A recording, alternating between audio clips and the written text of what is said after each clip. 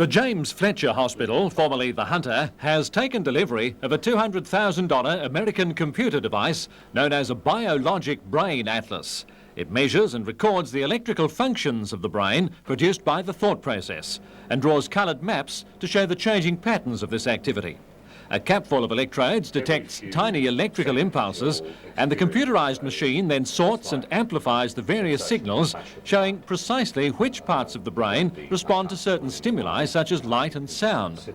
The Director of Mental Health in the region, Professor Rodney Morris, has been commissioning the Brain Atlas. It's being used to detect early dementia, early Alzheimer's disease, early brain damage due to alcohol, and in some places even it's being used to help in the diagnosis of schizophrenia and affective disorders. But Professor Morris stresses that the new machine, only the second of its type in Australia, is only a measuring instrument. Help is still administered by way of rehabilitation. At the moment we can only judge our success or the progress that the patient is making through administering pencil and paper tests or seeing how their daily functioning is going. But we hope with this machine that we will be able to make a recording before the therapy starts and then do serial recordings to see if the actual functioning of the brain itself is changing, is improving.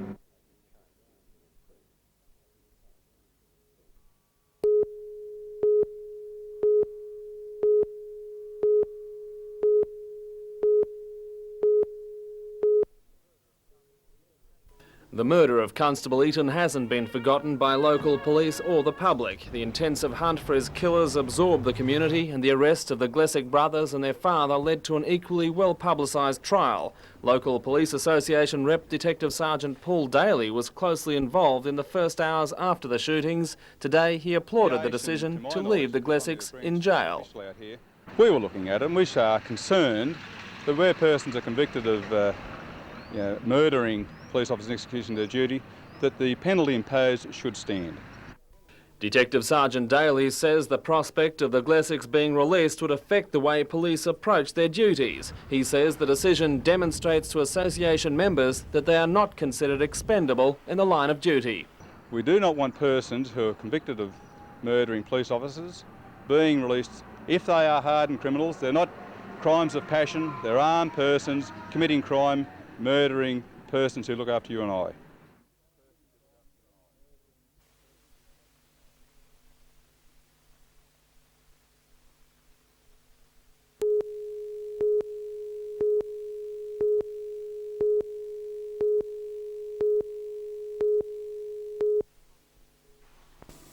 Cross-country mountain bike riding is not widely recognised in Australia, and few would even know that the undisputed king of the trails comes from Newcastle. Wal Walrub has been Australian champion for the last 3 years. In 4 years of riding, he's lost just one race. Wal was therefore an obvious choice to captain the Australian team, representing the country in the World Championships in California next month. However, after offering Wal the position, the team found a sponsor, bike manufacturer Rally. Wal was told to ditch his local backer or he was out. He chose to stay with Gateshead Cycles. It is a disappointment not to be able to wear the green and gold, but I'm more than happy to go as an individual and represent my own sponsor. You must stay with your sponsors. You can't go chopping and changing, otherwise your sponsors will eventually withdraw. The World Championship will bring together the top riders from across the globe. Wal hopes to place well, but admits the going will be extremely tough against the professionals from the US and Europe.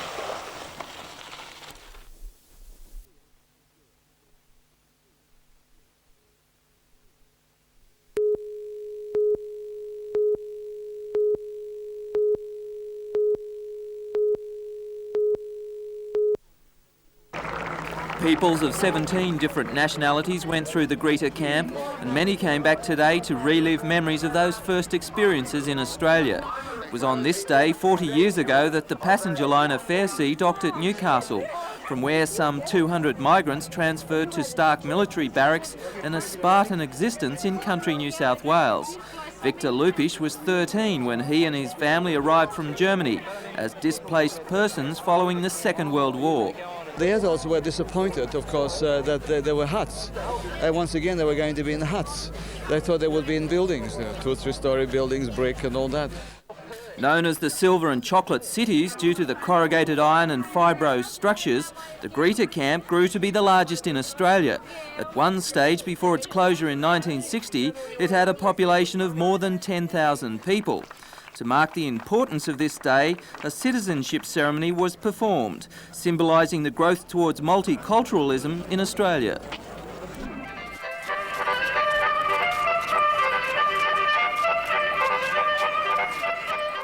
I'm of course convinced, have been all these years, 40 years, that it was the best decision they ever made to come. It's a tremendous country.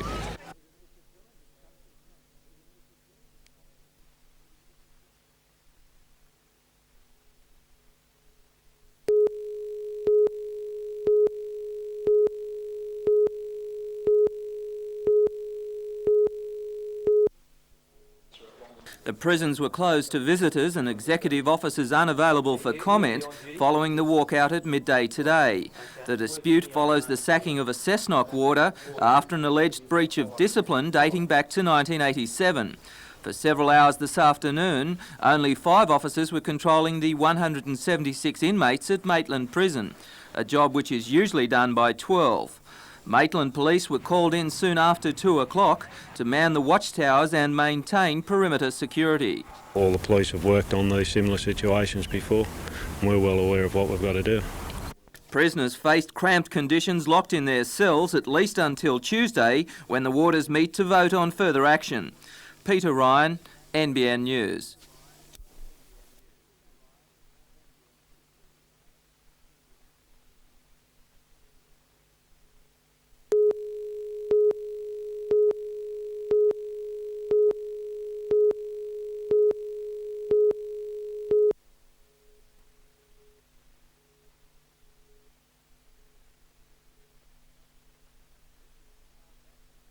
This is the class act that took showbiz to the heart of show business in America and Canada. In a 3-week tour, the 158 high school musicians won rave reviews, and not to mention a bag of trophies and $13,000 worth of prize money along the way. At the famous Calgary Stampede Bands competition, the Koalas won 5 out of a possible 7 categories, and they were given the Heroes Welcome Home today.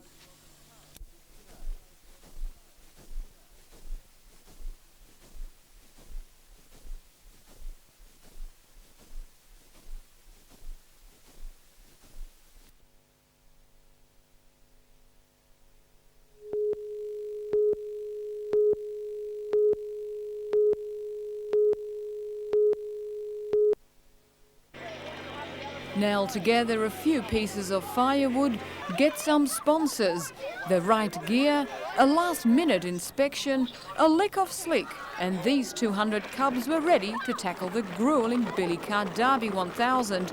First, the push-power dash, 75 metres of flash along the flat. Next, the downhill drag. Some prefer to zigzag, others went all out to win and leapt across the finishing line. Finally, the obstacle slalom. For some, a leisurely, near enough is good enough ride. For others, a winner-takes-all attitude is what it took for honours.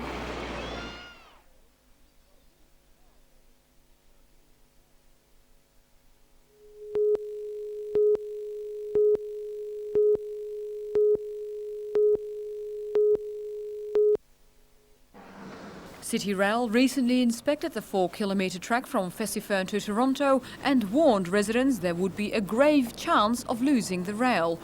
The warning is proving unpopular, and community groups including Rotary, Apex, Lions and the local high school pulled together to stage a clean-up to give City Rail one less excuse for closing the line. Ironically, City Rail is responsible for maintaining areas around the tracks and the local council for the rest. More than 100 people assisted in the clean-up from the Carey Street level crossing to the end of the line at Regatta Walk. However, City Rail has told them the clean-up won't do any good, and the decision to keep the line open will be based on commercial factors only. Well, I sold 66,000 tickets last year, 76,000 the year before, so that's pretty well patronised, isn't it? What sort of people are using the service? All types of people. A lot of pensioners, a lot of school children. At one time today, the one-carriage diesel train was also called on to perform an unexpected duty, rescuing a truck which had become stuck on the rails. Willie Lafitte for NBN News.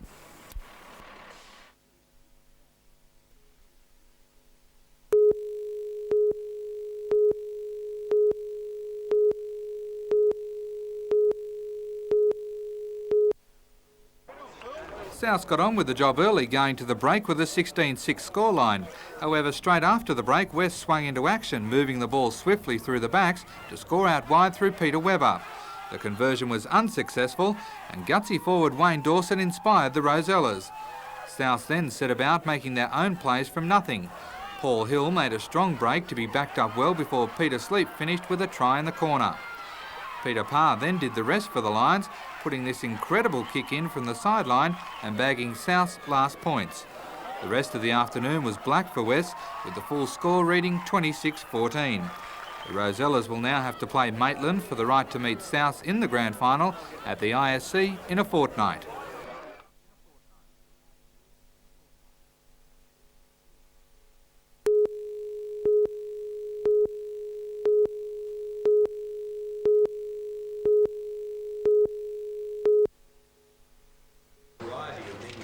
The council will act as an advisory body to the state government on issues affecting the region. Chairman of the council is David Boyd, General Manager of the Port Waratah Coal Services. Other members include Peter Rundle, Peter Barrick of the Trades Hall Council, Rob Chenery, General Manager of BHP, Brian McGuigan of Wyndham Estate Wines, and Professor Keith Morgan of the University. They will be joined by the Director General of the Department of State Development, Dr. John Saunders.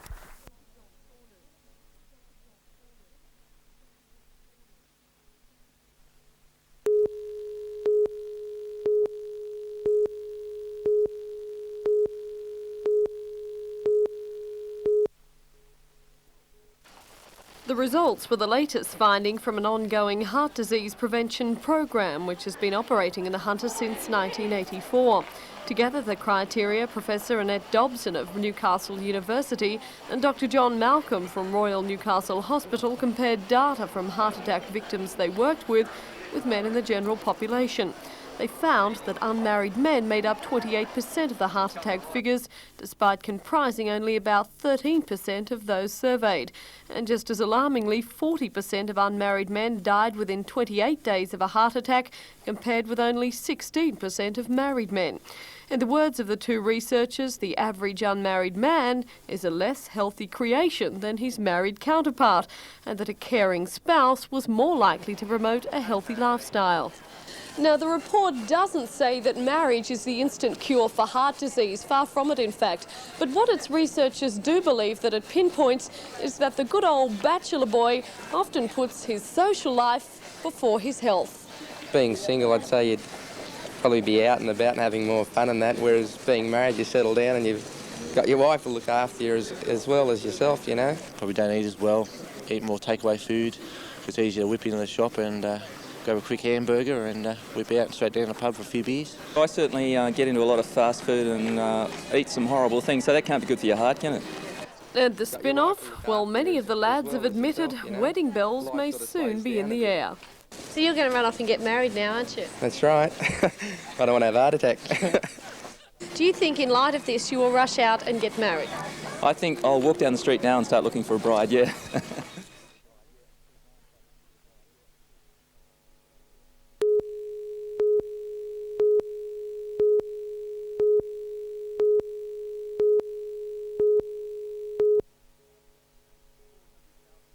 A $400,000 grant announced by State Sport Minister Bob Rowland-Smith, plus a $280,000 cheque from Newcastle Council and $750,000 to come from the Hockey Association, gives the project the go-ahead. All in all, it's been a team effort, and this is what we believe is the thing to do in the future. To be built on this 4-hectare site at Broadmeadow next to the ISC, the hockey complex will have 2 international standard synthetic hockey pitches plus 7 grass fields. Work is expected to be finished by March next year, giving Newcastle the 3rd largest hockey centre in Australia, behind Sydney and Perth. Bob Finance from the Newcastle Hockey Association, sporting a black eye from a hockey ball in the face, says the new facility will be a huge boost for the sport, encouraging good players and top events to come to Newcastle. It really opens up ground for all major tournaments that we've missed out on for a long, long time.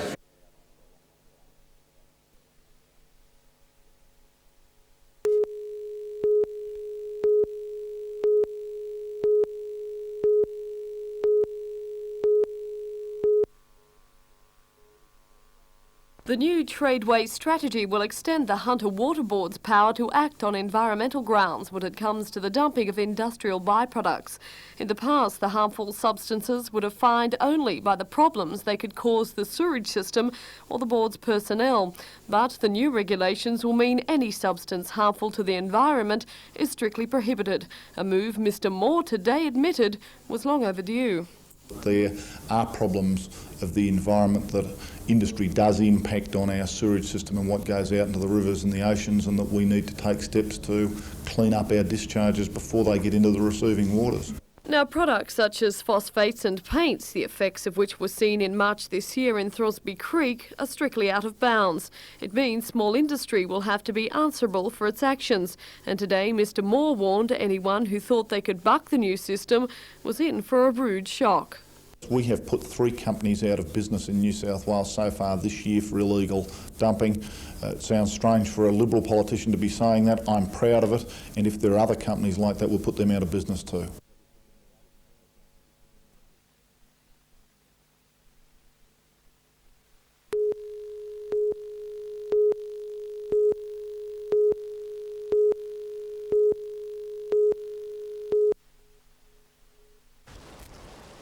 Mr Day was also an active member of the Beresfield Baptist Church. It was here that firefighters from all ranks, as well as representatives of church groups, gathered to pay their last respects. About 100 uniformed people formed a guard of honour as the coffin left the church and was placed on a special fire engine used only on these occasions. Mr Day had turned out with his brigade on Sunday afternoon to fight a grass fire near the Colin Allied site. He collapsed and died soon after being admitted to the Marital hospital. He leaves a widow, a 15-year-old daughter and a 10-year-old son. His colleagues from throughout the Hunter and Sydney areas led the cortege to the Beresfield crematorium.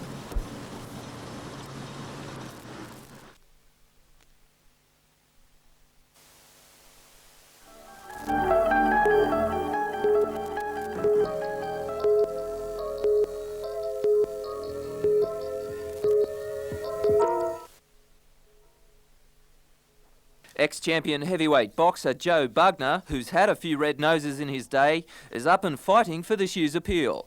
Having 5 healthy children, you don't know how lucky you are until you see the sad situations, where young couples lose their children. So I just thought it's wonderful to be able to give some of my time or whatever they require to help raise some money. Today's launch with Cessnock politicians and sports people highlighted a light-hearted approach to a serious problem. 13 babies have died of cot deaths in the Hunter this year, and funds raised through the sale of the plastic noses will go directly into medical research. The launch leads to a fortnight of nosiness before National Red Nose Day on September 8. If wearing a red nose isn't your style, then you can get this chicken red nose badge. And if worse comes to worse, you can also get a red nose for the Holden. Peter Ryan, NBN News.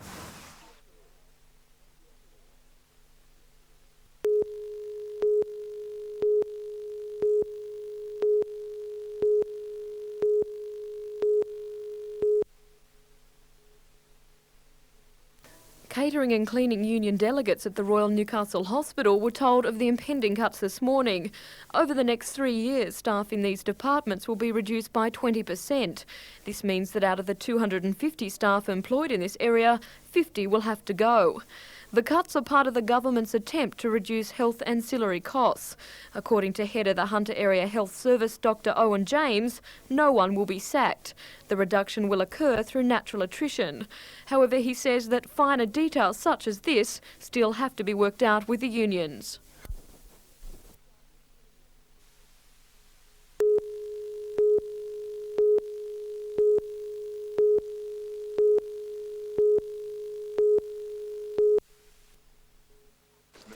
1.5 weeks after the Frigate announcement, the chin-up, chest-out approach amongst Hunter's civic and business leaders is growing in conviction. So I think that there's a real high in the area. The people are proud of what we've got here and they're proud of our area, and I think they were looking forward to showing the people of Australia what we can do.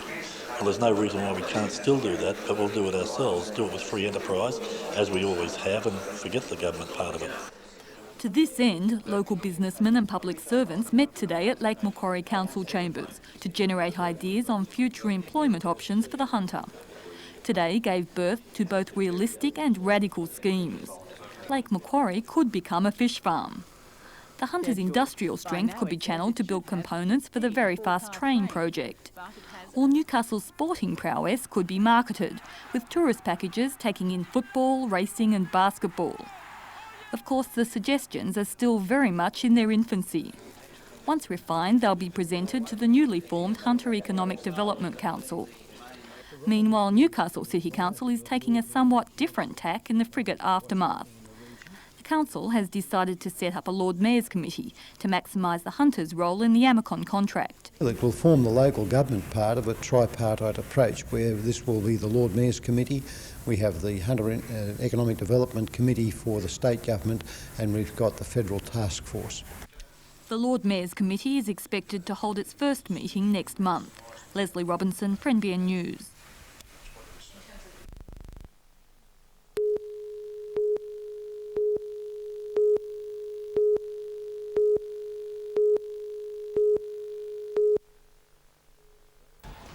Relatives and neighbours helped Ricky Penn and his wife Kerry to salvage the few possessions which escaped last night's fire. It's thought the blaze was sparked by a build-up of gases in cladding around the chimney stack. The fire raced through the ceiling of the 100-year-old home while the family slept in a front bedroom. But mother, father and 4-year-old son Michael did escape with only minutes between safety and a tragedy. Ricky Penn believes his son's coughing as the house filled with smoke was the warning they needed. Well, he's had a bit of the flu at the moment, and we decided to keep him in bed with us just to keep an eye on him, and that's what's saved us, really. What do you think would have happened if he'd been in the other room? Well, I don't really want to think about that. But, I'd say somebody would have been hurt, either me trying to get him out or him getting stuck in the room. What about the house itself? Is there much you can do now? Well, we can salvage a few clothes and a few personal effects, but as for the house itself, we won't be able to live in it at all. It's just a total write-off. Today, the Penns have their lives, but little else. The house they bought 18 months ago was insured for about $47,000, but the contents were not. The couple say they owe what's left to the prompt work of the fire brigade, which took less than half an hour to answer the call and control the fire. Tom Hilston, NBN News.